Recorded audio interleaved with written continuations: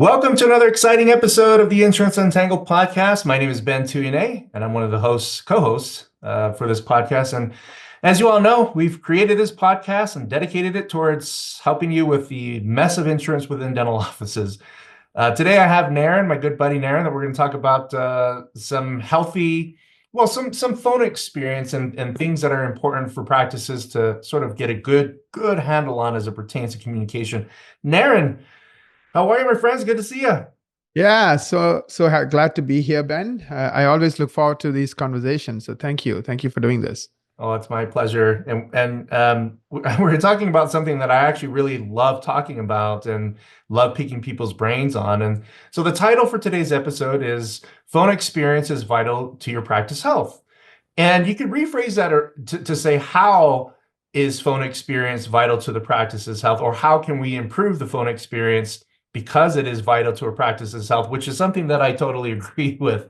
It all starts with first impressions, right, Naren? Is that if we make a good impression with people that are investigating even us or existing patients, it makes for a world of difference in terms of their experience. So let's get started just with the first question that comes to mind, Naren. How well does an average practice do when it comes to answering phones, but specifically for new patients?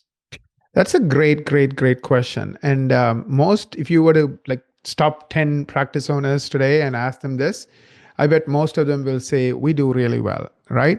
And the reason they say that is they handpicked the people who work for them, right? They hired the office manager, they hired the people answering the phone. And of course, they even check in with these individuals. And most of the time, 99% of the time, they'll say, yeah, we're doing a great job, right? Nobody says, I'm not good at this, or we have a problem in this, right? Because they don't want to, scare the boss. So if you were to ask them, if you were to ask 10 practice owners, they would say they're doing great. But if you were to look at the numbers, numbers don't lie. The average dental practice in the United States only books 1 out of 3 new patients. Meaning you get 100 new patients calling your office, the average practice books 33 of them, which means 67 of them are not booking appointments, right? So the answer is very poorly. The average practice does extremely poorly when it comes to phone experience. I remember. Go ahead. This 33 that I was referring to, out of 100, so that is 33%. That's what we call conversion rate. So the average practice does really poorly when it comes to conversion rate. Yeah. That's kind of alarming that it's only a third. In my mind, I was thinking that was a lot higher, especially for practices that do make a good attempt to answer their phones. But that's interesting. Kind of reminds me of I volunteered for a volunteer organization, and the receptionist for that organization, this was in Auckland, New Zealand. She was so rude to people over the phone, in an organization that is entirely funded by its donors. And so she was so rude to people, and we lost so many donors. I remember a lot of them complained that, hey, so-and-so that answers your guys' phones is just very rude. And it cost us quite a bit of donations that we needed to operate to do what we were trying to do, right? And it all started with who was the face of your business, of the organization, right? In this case, it wasn't a business, it was a not-for-profit organization. So that kind of leads me to the next question here, is that you talked about that 33% conversion rate. Can you define the conversion rate a little bit further so that our listeners kind of understand, well, what does conversion rate actually mean? Yeah, so conversion rate is you listen to every single phone call coming in. So today you can use technology for this. And then you identify new patient callers, right? Because remember, existing patients also will be calling using your number. And of the new patient callers, what percentage of them are actually booking an appointment? So the conversion rate is those who booked an appointment divided by total number of new patient callers. Patients who booked an appointment divided by new patients who call your office. And you can do this in a month. That's what I recommend, or in a week. But month is good because then every month you can check this.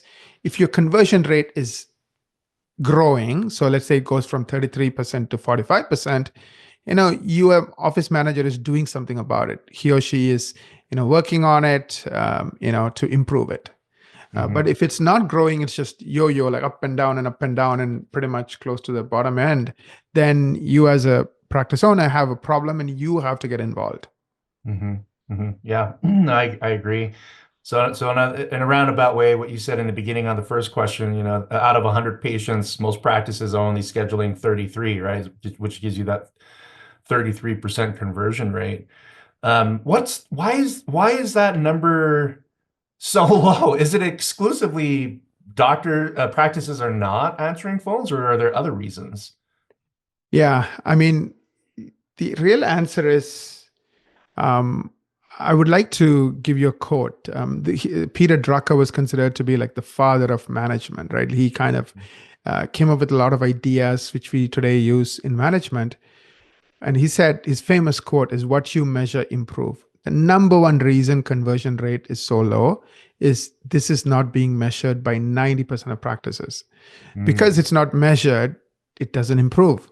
Because it's not measured, even it's 33% or 25%, you don't know about it. So like the number one reason by far the conversion rate is low is because people don't measure it. They don't have the technology or the capability to measure it. Now, we offer that as part of our service to all of our clients. And it's so vital because think about it, right? You're spending so much time and money on marketing. And if your average conversion rate is 33%, you might as well take 2/3 of your marketing spend and like light a campfire and throw those dollars into it. I mean, literally, that's what you're doing, right? And you're doing it month after month after month after month after month after month, or year after year after year. So it's like the dumbest thing ever. But unfortunately, the marketing companies you work with don't provide this capability, or you don't have this capability. So it becomes this money pit. And I guess this is why you see doctors, jumping from this company to that company, because they know things are not working, but they don't know why it's not working. So a huge part of marketing is starting to unpack why you're struggling. It could be your SEO is bad. It could be your phone experience is bad. It could be your landing pages. But the key is to find out, what's a famous phrase, right? Don't throw the baby with the bathwater. If you don't know what the problem is, that's what people do. They just throw the baby and start all over again. Throw the baby and start all over again. Instead of, okay, what, the bathwater is dirty, let's throw the bathwater. And that bathwater could be the landing pages, or could be SEO, or could be the way you're answering the phone, right? And just deal with that. Like, okay, we'll clean the bathwater, whatever it is. So it sounds so basic and like stupid, but that's the number one reason. Just if you don't know the conversion rate, you can't improve it. I'm still hung up on that old adage, don't throw the baby out with the bathwater. I wonder if somebody actually did that and then they created that phrase. That poor baby. I swear somebody probably did that.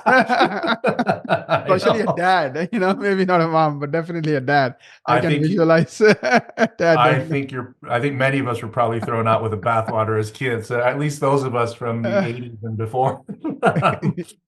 Oh, that's awesome, Naren. So as far as, when I think about this 33% conversion rate, right? Yeah. If we got 90%, for most practices, that's more than 2.5 months worth of new patients, right?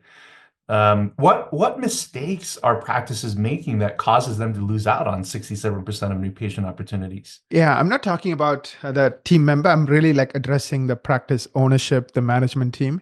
Yeah. A couple of mistakes, right? Number one of you obviously is not knowing your conversion rate month after month. And again, don't ask your team member for this, because that's like, asking your own kid to give you how well he did in math. And I bet every kid will say, I crushed it. I know. Getting 67% is like, yeah, I'm getting a passing grade. That's my son. He's at 92% now, but I totally know what you mean. Yeah. So, I mean, that's why schools have, grades, and they send the report card, and most schools go to the extent of having the parents sign off on it, right? Because they know kids won't show it. Right. So like, okay, you need to get your dad's signature or your mom's signature. So, the teachers know that you're seeing it. So same way. So number one is conversion rate. So that's the number one mistake that the ownership management makes. The second mistake is, okay, let's assume your conversion rate is low. You need to rally around it. You need to look at that number as a team, meaning everyone answering the phone, including the office manager and or the owner, at least once a month, to see, okay, I got this report. It's telling me my conversion rate is 33%. It's also telling me, here are the calls my team did well, meaning we booked an appointment, and here are the calls where we did not book an appointment. What can we do about it? If we did not book an appointment, in these calls, then now we can, listen to them, find out what we did wrong, and improve on it. So Mhm. creating a method of like listening to calls as a group in a safe environment. You don't want it just to be like people dreading it and trying to come up with Yeah. excuses, but rather a safe, encouraging. So you play the call. You obviously start with good calls. So let's say you have three people answering the phone. Pick one good call and one bad call for each, and play the good one. And talk about what they did right and talk about what they could improve. So ask the person, "Hey, you did a great job. What are some of the Mhm. things you thought you did right that hopefully we can all learn from? Great. What are some of the things you think you could improve?" And then do Mhm. that around the room so everyone feels like everyone is contributing. And again, tell them, like no fall, no harm, because we never tracked this before. This is the very first time we are doing this. It doesn't matter whether we are 19%, because how do you blame a kid who's getting 19% when that's the very first report card, right? He was not asked to work on it. So how can he improve it, right? So same thing here. Mhm. And then, just keep doing that on a regular basis, once a month. So number one is conversion, tracking conversion rate. Number two is having a weekly safe forum where everyone can talk and learn and grow together. And Mhm. number three is, setting some targets and goals, right? Like say, hey guys, I know we are at 39%, but let's at least try to get to 45. The very first time we are doing it, let's not kill ourselves doing this. Let's set a simple goal. And if we do that, we're all going to, go out for dinner. We're all going to do this. We're all going to celebrate, right? Create that environment of like continuous improvement and so forth. Yeah. I think that safe environment where the doctor is very supportive and almost like making excuses for the team, saying, "Oh no, I understand you are busy. That's why it took 30 2 minutes to answer the call." And the other tip I would recommend is there will be some issues that will point back at the practice itself. Like, for example, one of the common things I see is new patients have to wait sometimes to come see the doctor, like, 2 months, 1 month, 6 weeks, 3 weeks. Now, you need to do something about it. You, meaning the ownership slash management. Okay, we're going to put some slots where new patients can come in like within a week. People today don't want to wait more than a week. So now you may also have to make some changes. Oh, we have been telling our team to handle these calls this way.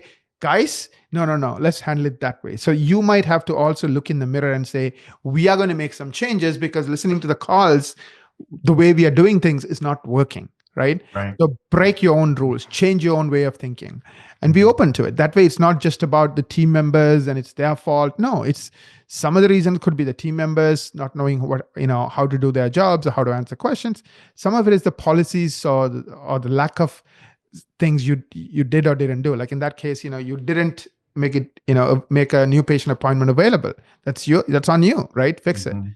Yeah. Or you had a policy that's turning, your team is like turning, like I literally had a call where a lot of certain kinds of patients were being referred out to some other practice, and the doctor was listening to the call. No, no, no, we have somebody doing that kind of work now. We shouldn't be referring out. But somehow Mhm. that was not communicated to that person, and that person keeps still referring it out. And because nobody was reviewing the calls, we didn't know that was going on, right? Right. Yep. So anyway, so those are like some of the quick tips on what you as practice management slash ownership can do. No, that's good. I'm glad that you broke that down to the ownership side because real change starts with leadership, right? The leadership of the practice or any business for that matter, right? And it's almost as if, when it comes to addressing or identifying and resolving issues to help make the practice better, is that the leader makes sure that the ladder is on the right roof, right? And creates a structure to make it easy for people to climb that ladder, right? And be motivated to climb that ladder if that ladder represents improvement. So let's look at the other side, Naren. What are some common mistakes that team members are making when it comes to answering the phones? Once that ladder is set right, and all that structure is put in place by the leaders, what are the mistakes that team members are making with regards to answering phone calls? Yeah, I do think there's a couple of big mistakes. One is mindset, right? A lot of team members think their job is to answer the call versus their job is to make a great first impression and get the new patient to book. Mhm. So just changing the way they think is a huge first step because the person who thinks their job is to answer the call just answers questions, right? Person who thinks his or her job is to make a great first impression and book that appointment starts building a rapport. Hello, I'm Jenny. Who am I speaking to? Oh, John, so glad you called. Hey, I'm Naren. Who am I speaking to? Ben, I'm so glad you called. So they start building a rapport. They start sharing their name, asking for name, using that name, finding out the real reason the patient want to come. Of course, not the, oh, I need XYZ done, because once you get into technical, the emotion goes out. Oh, I have a Right. wedding coming up and I want to get that beautiful smile. Or, oh, I moved into town and I had a wonderful dentist, but I'm looking for the same kind of a home here for me and my family. Mhm. Understanding that, empathizing with that. And remember, the goal of the practice, the person answering the phone, is to make that first impression. I even call them first impressions officers, and book their appointment. Many practices don't ask for the appointment. Do you prefer mornings or evenings? Do you prefer, early in the week or later in the week? What about Tuesday at 9 a.m.? Mhm. Like again, instead of giving them a time, letting them choose. That way, they feel like they are part of making the decision, which will later on improve them actually showing up, because they chose that date. The chance of them showing up goes up significantly. So Yeah. asking for appointments. And then there are like some alleyways, like if you go there, you're going to get shot, parts of places where you don't want to take the patient. So, and Right. patients a lot of times will ask questions they know how to ask. And one of those famous questions is, how much does XYZ cost? And the mindset that a lot of people answering the phone have is, oh, he's a shopper, price shopper. And Mhm. immediately our tone goes down. We are not excited, almost like the game is lost before you even, face the ball. Like, I mean, you like literally give up and like, okay, whatever. He's not going to go anywhere. You're like giving up. Obviously, you're not going to win it. So in that case, like, just give them the benefit of the doubt. That's what I would do when I go and take my car for work. The only question I know to ask is, how much is it going to cost? I don't know anything about carburetors or, XYZ. Like, I ask what I know to ask. Mhm. So don't judge them, like, and if you had already built the rapport and the relationship, you don't have to go down that alleyway and get shot. You can say, hey, you know what, come on in, etc., etc. Anyway, I don't want to make this into a training session, because we can spend 3 hours doing this. We literally Mhm. listen to calls and help practice owners as and when needed on like what they can do to improve. Another question that stumps people is, do you take my insurance? Patient Mhm. is not asking, are you on this PPO plan or not? They're just saying, hey, somebody gave me something for free, which I never paid for. They don't say that, but that's what they're thinking. And can I use it? It's just like, sometimes you get a gift card you didn't pay for, somebody gives you on a birthday, and you're like, does it still work, right? You're calling the office and saying, oh, I got this 3 years ago. Can I still use it? The same kind of a thing. Uh, Yeah. so just say, yeah, absolutely. We have many, many, many patients, whether you are in network, out of network, doesn't matter. We have many, many, many patients with that plan. We have an insurance coordinator. Her job is to get you every penny. Absolutely. We take XYZ insurance. And Mhm. what a lot of practices do is they answer a question that was never asked. Oh, we are not in a PPO plan and this and that. And you go into this, like I said, this alleyway where you get shot, meaning the patient never shows up because Mhm. of the way you handle those questions. I know I can do a entire episodes on this, but I'm just giving you a few tips. Yeah, no, that's actually perfect. I love that. You have to be creative when you're answering phones and addressing concerns with people, But at the end of the day, in my opinion, as it pertains to customer service, because that's what this is, it takes training. It takes a good understanding of effective communication, in a way that makes potential new patients feel comfortable, and feel that you're going to take care of them, right? So there's a lot more to it that I know that Naren has in his brain with regards to training, but we won't touch on any more of that since in the interest of time, I'm going to hit the last question here I have for you, Naren. So I know that some people are listening to this thinking, well, gosh, it would be great to have that problem where my phones are just ringing off the hook for potential new patients. So if a doctor is in that bucket, that the phone is just not ringing, what can practices do to make this a good problem for them in terms of them having many calls to where they are now able to work on phone communication improvements? What's your suggestion Absolutely. there? That's a great question. Like, we focus on helping practices get new patients, and our primary focus is SEO, which is search engine optimization through Google, and it is the lowest cost way to attract new patients. So one of the ways you can attract new patients is get into the top 5% of practices when it comes to Google SEO. Why? 5% get all the free traffic and phone calls. The 95% who are not in the top 5% pretty much have to pay a lot of money, either in the form of PPO write offs, or in the form of ads to get those new patients. So I would recommend book a marketing strategy meeting. Let us do a full evaluation of where you are compared to your competition. And if you are already in the 5%, keep doing what you're doing. But more than likely, you are not, because just like it says, it's only the top 5%. But if you're not in the 5%, the other thing we do is we'll give you a blueprint on how you can get to the top 5%. It's a $900 gift from us to you. And I think the link is insuranceuntangled.com/MSM. Yeah, I think that's probably a great way to go. I think if you are not getting enough new patient calls. Yeah, SEO definitely works. We have clients that do SEO and they do it indefinitely, right? Because once it starts working, it's one of those things like, okay, we're not going to change what's working. And realistically, this is definitely something that can put you in that category of just being really busy with new patient opportunities. And then, having an opportunity to really work on and refine those intake calls, right? Those new patient calls. So check out insuranceuntangledcom/MSM.